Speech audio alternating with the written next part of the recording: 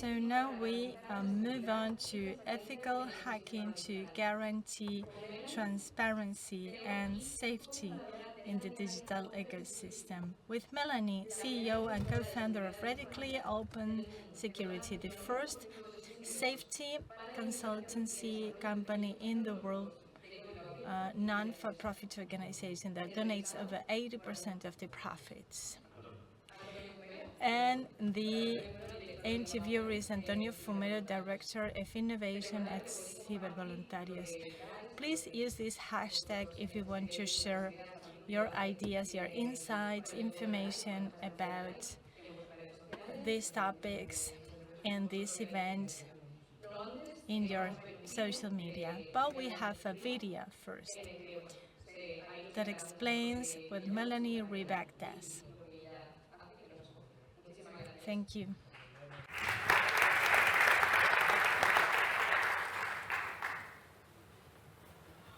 Es CEO y cofundadora de Radically Open Security, la primera consultora de seguridad informática sin fines de lucro a nivel mundial. Con su equipo de hackers éticos, revoluciona la seguridad digital y dona el 90% de sus ingresos para apoyar la investigación y el desarrollo de proyectos tecnológicos de código abierto y libre acceso. También es creadora de Postgrowth, incubadora de negocios y startups sin ánimo de lucro que promueve el emprendimiento como forma de activismo. Melanie ha destacado por su labor investigadora como profesora adjunta a la Universidad de Ámsterdam y como colaboradora de empresas líderes de tecnología como Citrix e ING. Ha sido reconocida como una de las 9 mujeres más innovadoras de la UE y una de las 50 mujeres más inspiradoras en tecnología de los Países Bajos. Muy bien. Welcome, Melanie, again. Thank you. I hope you have time enough for start enjoying the city. I'm sure that you enjoyed the cocktail last evening. First of all, apart from the brief information we have in the video, who is Melanie Rieback and how does the idea of founding Radically Open Security come up to you? How is the journey or your experience to end up with this initiative? Okay. So, Radically Open Security is, first of all, a not-for-profit cybersecurity company, which is something quite unusual. Of course, first, when I say not-for-profit, you might wonder, well, what does that mean? It means a few things. The first is that we are 100% owned by a foundation. And we make use of something that is known as steward ownership. We're basically trying to prevent the company from ever getting sold, precisely because we want to be oriented towards the long term with our mission and vision in the company. The second reason why we're not for profit is because we donate 90% of our profits to charity. Not 5 or 10%, but 90%. You might wonder how this works. It's probably because you're confused. I'm saying 90% of my profits, not 90% of my revenue. And of course, profits is what I have left over after my customers pay me, after I pay my staff, after I reinvest what's needed for growth and stability of the company. So, we're a 10-year-old company. We have roughly 50 staff members in the company, and we've had hundreds of customers. Everything from Google and the European Commission, the Dutch energy grid, banks, insurance companies, telcos, hosting providers, core internet, things like the Amsterdam Internet Exchange and RIPE NCC. But also the nonprofit sector, and we work for nonprofits, NGOs, and civil society organizations on a not-for-profit basis for zero margin at cost price. And that's roughly 1/3 of our clientele. So about the donations that we make, we have now donated just slightly more than 1 million euros to the NLNet Foundation. And NLNet is an internet-related charity that yeah, they've been around, I think, for about 35 years. And they fund open source projects, digital rights initiatives, and anything for an open internet. NLnet at this time is currently busy with something called the Next Generation Internet project, together with the European Commission. I don't know the exact number of open source projects that have been funded through NGI, but it's hundreds upon hundreds. And it might actually be interesting for those of you here who have open source projects. They have open calls. They have an open call right now at the moment, and I would also very much suggest that you have a look at it. It could be very interesting. And NGI at this moment, I believe, is not just the largest funding source for open source projects in Europe, but I believe that they're currently the largest funding source for open source projects in the world. So check them out if you're not already knowledgeable about them. Anyhow, but moving back to radically open security, I decided to create this kind of not-for-profit cybersecurity company precisely because I was very unhappy with the behavior of cybersecurity companies in the commercial industry. Because a lot of the market leaders, they tend to do things like work with intelligence agencies, hack activists, you know, because like Extinction Rebellion is so terrifying. They build surveillance systems and then sell them to developing countries with oppressive authoritarian regimes, and then when the hacker community asks them to stop, do they stop? No, they just sell that part of the company. You know, and if not that, they tend to be extremely commercial. And a lot of the big, you know, for example, the accountancy firms, it's not that they're blatantly immoral, but it's just that they're so commercial and they act so much like black boxes that I don't believe that it really provides an optimal benefit to people. And people might not see the harm in this. They'll just think, like, who cares if these security companies rip off the bank, right? But what you're not thinking about is if a bank winds up having cybercrime issues, you know, half the time it's going to be something like, you know, a man-in-the-browser attack or a fake app in the app store, you know, some of these kinds of things. And take one guess, who is the victim of this? You know, I mean, yes, the banks find it annoying, but it's truly us, you know, we the people who pay the price for this. So in that sense, I mean, I think that cybersecurity is too important to make extractive profits off of. And what I really try to do also through donating back to the open source community is I'm trying consciously to support the same community from which I'm sourcing my ethical hackers. You know, and I've really also been proud, I think, of the kinds of people that have been attracted to our initiative. And it's not just the people that are working with us. We've got a very heavy representation, for example, of the Chaos Computer Club among our hackers, but also many others. We're actually a global platform, so I have, like I said, 50 people, but they're spread across almost every continent. But also the kinds of customers that we work with. I can say that, you know, we've built the kind of company that works with the Tor project, Tails, ShadowSocks, Global Leaks, Ushahidi. You know, I mean, I can go on. You know, also many core internet, like, you know, iTerm, but also things like package managers, Homebrew. I mean, you can look at our list of, you know, portfolio reports that we've made. You know, Towery. We've done so many amazing open source audits, and also we've worked with things like the Mozilla Open Source Security Project, with the Open Tech Fund, you know, and it's really been our pleasure, not just that we can serve the big corporations, but also that we can optimally serve also civil society and journalists and whistleblowers and really any kind of NGO, not-for-profit, Oxfam, Greenpeace, and I think it's very unique that we've built the kind of company that can serve actually both groups. It's an awesome initiative. So can we say that radically open security is a way of ethically hacking the business scenario or the business ecosystem? can we think about ROS as an initiative in this ethical hacking landscape? Yeah. And more importantly, because we have a wide audience not only here but online, what does ethical really means when we are talking about hacking? So I think ethical has multiple layers. I mean, the generic definition of ethical hacking or white hat hacking is that we have a signed waiver that gives us permission to hack someone. We call it a get out of jail free card. But I think there's more dimensions, of course, to ethics. Mm-hmm. I think some other things that radically open security that does is quite different, I mean, well beyond our business model, is also the way in which we operate.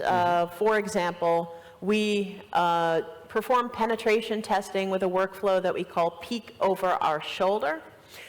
So a lot of penetration testing companies, they operate as a black box. So basically, I can give you an illustration. I used to work at ING Bank in the cybercrime team. And one time we had a very large denial of service attack. The situation was bad. We were in the newspapers, and the sea levels were all in the war room panicking. Some cybersecurity consultants kind of parachuted in, and they were like, stand back. We will solve this for you and then give you a report and a big bill, at the end. And I was like, okay, guys, great. If you're so elite, then I can probably learn a whole lot from you. So can I please have a look at what you're doing? And then they turned to me and they looked at me, and then they said, cybersecurity is hard. And I was like, okay, I used to be an assistant professor of computer science, specialized in cybersecurity, so why don't you try me? But they threw away logging, and, eventually I just literally physically stood next to them and looked over their shoulder because that was the one way they couldn't get rid of me. But sure enough, they were using the same open source tools as everyone else, but they didn't want you to know that because they wanted you to think that cybersecurity is this black magic and only they can do it. And this is why you need to give them repeat business. Of course, needless to say, I was less than impressed by this whole thing. So, and this is part of the reason now with radically open security, this is how we came up with this, what I call peek over our shoulder workflow. What this means is we work online in chat rooms. Right now we use the open source chat platform called Rocket Chat. And we invite our customers into our chat rooms so our customers can watch us while we are busy breaking your stuff. So it's entertaining, but most importantly, it allows us to convey the hacker mindset during the course of engagements. It also enables the customers also to interface with us, to ask us questions interactively. And it's great for us too, because you guys are the oracle, right? And if we have questions, we can ask, why does this code work this way? Or can you reboot this server? Or are you using a strong password here? And the fact that there's such short communication lines is also pleasant for us, because it means that we waste less time on stupid things. So, so long story short, this kind of openness and transparency in our workflow and in optimizing for knowledge transfer, this also has made us very popular on the market. We've also open sourced all of our software that facilitates this whole workflow. And we also made it an OWASP project. So it's called OWASP Pentext. I've heard of some other cybersecurity companies also using it, not extremely widely, but I've heard of some number of companies that are. And in that sense, though, I think that's also been a large part of the sort of success formula for radically open security, because the customers find it very pleasant to have that kind of transparency into the process, but I think also our staff members as well, they really enjoy being able to really interact directly and interface and really be able to teach alongside actually performing the engagements. So. Right. There's a big elephant in the room since the very beginning of the event, that is AI, for sure. And you've been talking about a lot about open source. Do you know this this report that was published by the Linux Foundation late last year on the evolution of open source in AI-based era? What do you think open source means in this scenario with the AI covering the whole every single aspect of cybersecurity, of software development, of whatsoever? What do you think of the evolution of open source as a concept, as a supportive concept for the way you're working, for instance? Right. Well, I mean, there's been a number of open source LLM solutions that have been appearing, and it's quite nice. Of course, we're looking at it a little bit suspiciously as well, because of course, whatever models you're downloading from Hugging Face, I mean, there could be some malware in there, so look out. But the point, though, is that, of course, we're looking at how we can integrate AI and LLMs into the pen testing process. We've already performed a small amount of experiments also locally. Obviously, we're staying away from anything that's hosted by a third party. We're not going to put our customer vulnerabilities in OpenAI's cloud. No, thank you. But we have experimented with some local LLMs. Our first observations is that they're useful for the stupidest of things. I mean, no, really, but I mean, maybe for small bits of reporting, it could be that it's more efficient to train it on some of our reports and then try and see if it can write some of the, well, we're already automating the boilerplate, but also seeing if it can help out with creating maybe some finding text. But the problem, though, really is, from our experiments so far, most of what it creates is actually quite bad. I've actually found a few of our pen testers that were using AI, and they tried to not tell us about it. And some of our, well, we have report reviewers who do quality assurance on the reports, and we detected it. And I have to say, we gave those pen testers a very stern talking to. Of course, they were using local ones, not cloud ones, so there was no leakage of data. Of course, data governance and privacy both are, of course, our largest concerns with this. But also just the text is bad. I mean, there's a whole lot of repetition. It's very generic, you know, and so far, what our pen testers can write themselves just tends to be a lot better. We've also had a look also at using LLMs also for finding vulnerabilities. My conclusion there is basically that it's yet another form of scanning tool. Because, you know, there's also quite a few other scanning tools. You know, there's, you know, static, you know, code analyzers, and, you know, there's also, of course, you know, your Nessus and all the open source variants, and, you know, I mean, there's a lot of tools basically that we'll use, but that also tends to be sort of step 0.5 in the pen testing process, because the vast majority actually of the testing that we do is manual. It's by hand, you know, using web proxies like Burp Suite, and you know. And the point is that the best stuff, in my experience so far, still cannot be automated. And you really, as of right now, still can't beat human brains for, you know, because the thing is, like, hacking is kind of like an artisan craft. You know, and quality matters and details matter. And it's the kind of thing that it's really easy with AI to do a really bad job. But people aren't coming to us because they want us to do a generic, really bad job. So what I have to say so far is we're looking at the AI for the opportunities and the chances, but so far we're a little skeptical. The other thing also is that the hardware that you need to purchase to run it on is also extremely expensive, more expensive than you might think. And the other thing also is training data.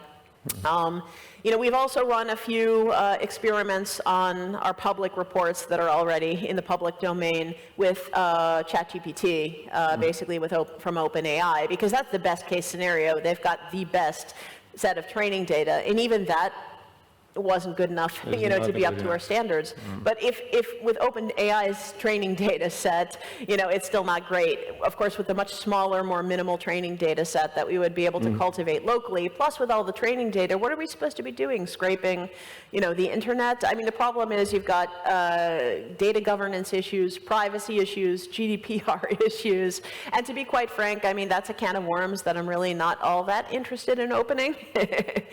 So in that sense, I mean, of course we're looking at it, and because of course I also we're not technophobic, obviously, but at the same time, I think we just need to be realistic. So I consider it to be yet another scanning tool. One thing it is great for is phishing pretexts, and of course there's also a lot of script kiddies and cyber criminals out there that are already using AI quite extensively for creating customized phishing pretexts, and I think for that, I definitely see an application of LLMs.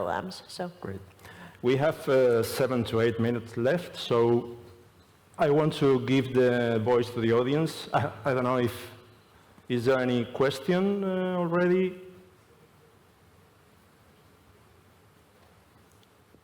Go ahead.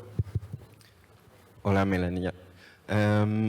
So you didn't mention threat models. So I know that computer security is very relative, and I was wondering if you approached business using a threat model. Oh, absolutely. Great question.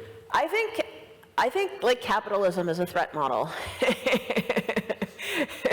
Honestly.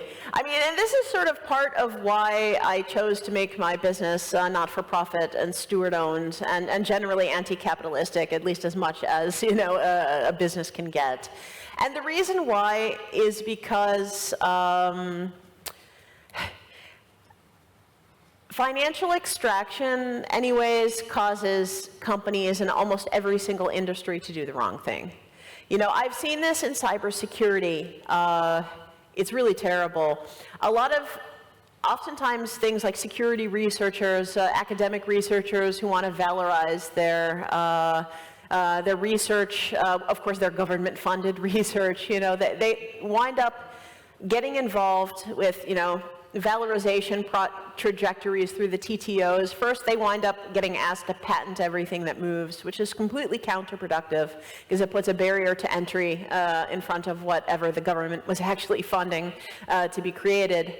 And then beyond that, they're introduced promptly to venture capitalists who then basically, at a relatively late stage of the game, get the majority of the profit rights and the voting rights, on this innovation. And oftentimes they tend to either close it off or they will just tend to sell it to the highest bidder, which leads to either governance and privacy problems, and it also leads to externalization of costs onto society and onto the planet, generally speaking.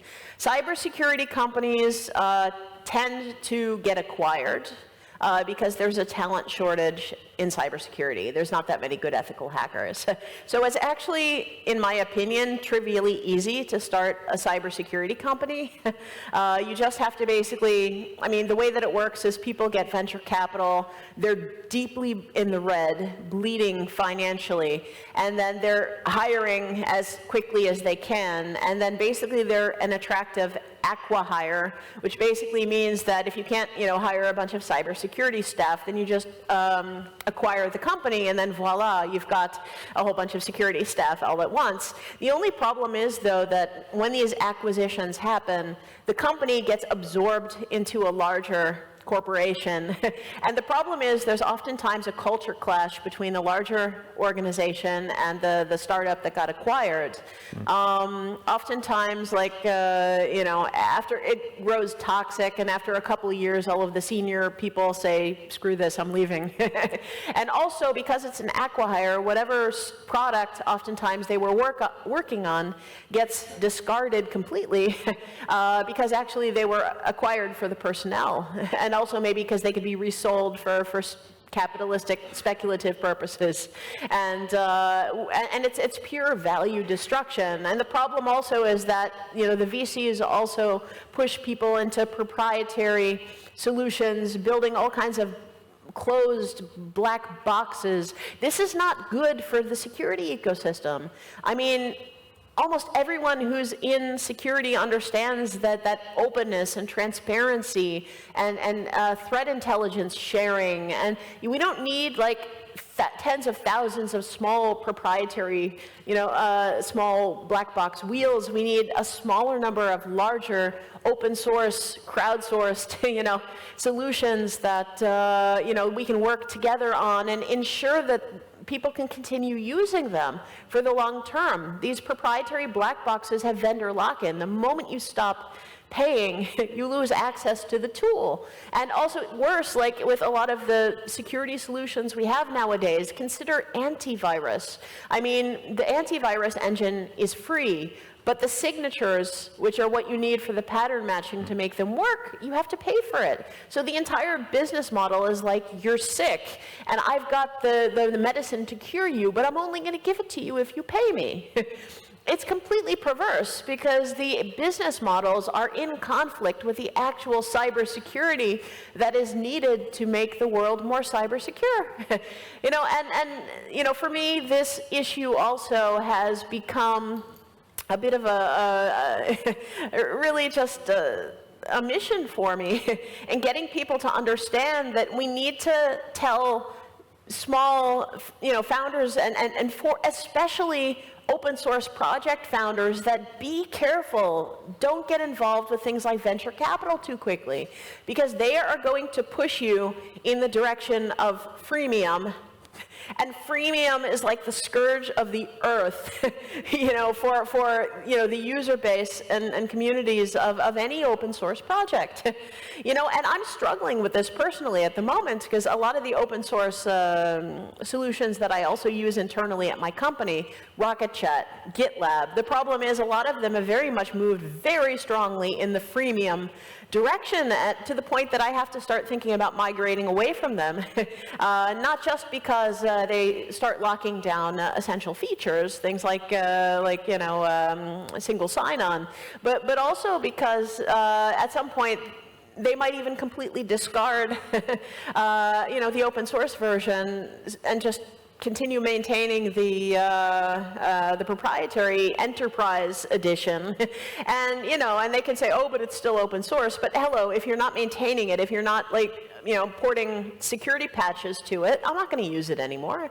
So this kind of stuff is a problem. But I think that the open source community does not think enough about its business models when in trying to turn these open source projects and trying to give them long-term viability through a business model. So I mean, trying to give your open source project a business model is laudable, but think about how you're doing it. And that's why I think things like steward ownership, post-growth, degrowth, these are matches made in heaven for open source project founders. Understand that the business model that you choose matters, because we're trying to build the digital commons. And in order to do this, we need to be extremely careful about what business models we're choosing. Premium is the devil. 2 questions. 2 minutes. So we have time enough for 2 short questions with 2 short answers. She just explained what I was going to ask, so thank you. No? I have a final question here if you want. Oh, there's my hands. There's another one here? No? Over there? Yeah. Thank you very much. You come across as a very strong advocate of open source. What we know is authoritarian governments invest a lot in the analysis of open source tools and openness in a way, and it's been a long debate, feels like a weakness. So the question is, how do you think with this growing asymmetry, at least it looks like it's an asymmetry, of resources, can open source model survive in relation to security? How open source movement can survive against growing resources of authoritarian governments who are looking for every little possibility to hack them? Thank you. Well, Good question. I think that open source will survive because I think that the entire internet and software ecosystem is dependent upon it. So I don't think it's going to completely wither on the vine, because I think corporations and governments probably will have no choice but to support it. And I think this is actually part of the thought behind the European Commission's Next Generation Internet initiative. They understand that also things like national and global security rely upon the integrity of supply chains. And supply chains rely upon the integrity of open source. There's no way around it. And of course, you know, it's like that typical, you know, I forget if it was XKCD, but that little comic, you know, with the Jenga blocks, and then like that one little Jenga block on the side, which was like, you know, a guy in a basement in Kansas or something like that. So we have the chicken and the egg problem. Well, that's it. And the thing is, we need to get these guys adequately funded, because if not, I mean, there's already cases of open source developers getting pissed and then embedding malware in their open source libraries. And so yeah, I mean, I think that out of necessity, this stuff will continue getting funded, but I think, though, that we need to be intentional, though, on the side of the community in preventing only companies from doing it for us, because I think at the end of the day, realistically speaking, almost every single open source project that survived long-term has had a company behind it. Whether you like it or not, I mean, it's, you know, the Red Hats and the, you know, MySQLs and the, I mean, I hate it when they get acquired. You know, I really do. But it's also true that a lot of open source projects where it's just a founder, and especially when they get funding, the problem is they'll work on the project until the funding runs out. And then once the funding runs out, then, you know, at this point, then they'll start thinking, gee, I wonder if somebody wants to buy it. But of course, by that time, there's no product market fit, and it's sort of too late for them to save it. And this is actually one of the big problems that NLNet has, in that, you know, you actually have to start developing the business model at the same time that you're developing the software. Because it's really difficult to slap a business model on software after the fact, in the same way that it's really difficult to slap security on software after the fact. In both cases, you need to build it in, you know, from the start by design. But the open source community is not used to thinking about things this way, and oftentimes business is considered a dirty word as well. The most open source founders also are somewhat anti-capitalistic, and they're just like, yeah, business is evil, not going there.